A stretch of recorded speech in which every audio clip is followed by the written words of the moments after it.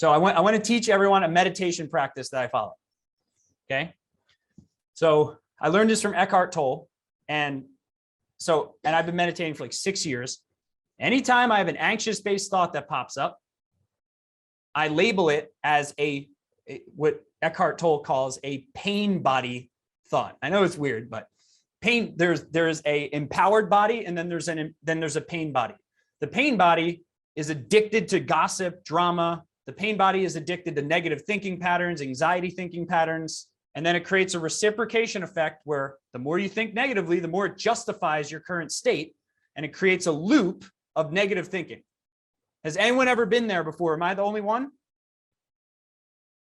Okay.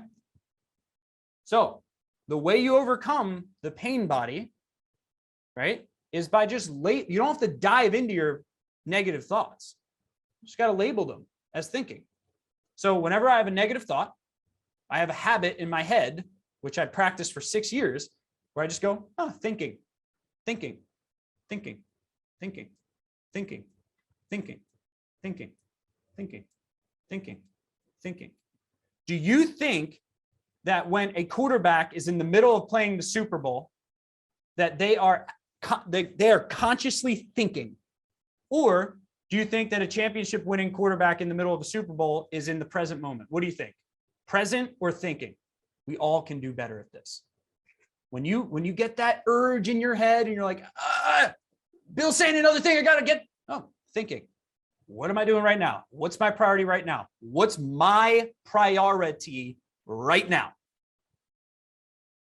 Did everyone see how simple that is, right? Just you just shove it away.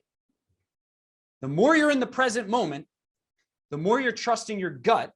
The body is way smarter than the mind. Just keep in mind, the body is like the bottom of the iceberg. Your thinking is the tip of the iceberg. The more you think, the less you're tapping into your natural predispositions as a person. So thinking cancels out when you're in action. So if you learn something about vivid vision, you get excited about it, put it in your calendar right now, right? Otherwise, label it as thinking.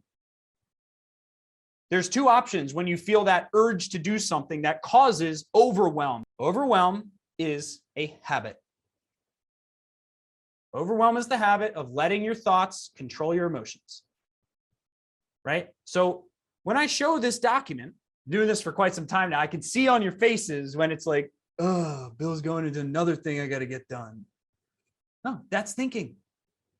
That's thinking. You'll get to one micro step within any of these categories of the framework will make you tremendously feel better, rather than creating a false to-do list that you'll quote unquote get to soon. So these frameworks, it's very simple, by the way. The framework is extremely simple. It literally says you go from a vision and having conviction behind the vision, solidifying your core values, which is how you operate on a day-to-day basis, creating an annual plan from it, then setting your strategy, executing your strategy, and becoming a better leader. Leader of self, leader of others. I think that's the fastest I've ever explained the management framework. That's all we're doing here. Now we have tools to help you solidify your strategy. Setting quarterly bulletins, setting key performance indicators for your team. Hey, stop the thinking. If you schedule one thing, okay, Lance Fryweir just said this. He scheduled a KPI meeting with your team. Whatever you're most anxious about, schedule a meeting on it. Then you won't be anxious about it. Commit, and you will stop feeling the overwhelm. You will feel momentum. That's how you get into execution freedom. Remember, execution freedom is turning your vision into your revenue, profit, and freedom goals. The business you build is the vehicle through which your vision gets turned to reality. Now notice these two frameworks tie together. Once you're clear on your vision, your annual plan, and your quarterly bulletins, your lead abundance number is your battle cry. Is there any get rich quick way to get a lead abundance number? No, it's a two-way street. The better you are as a leader, the faster you'll reach it. If you're in this mindset of whatever they call it, like cancel culture or whatever, it's like, is someone going to figure this out for me? Okay, you're going to stay broke. You're going to stay at the same size you're at. Every law firm owner I've interviewed all the largest PI firm owners in the United States, except for John Morgan.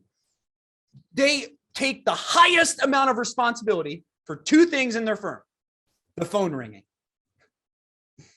and they take responsibility for leadership. They don't, it's a two-way street. We work with some of the biggest firms in the United States running their marketing.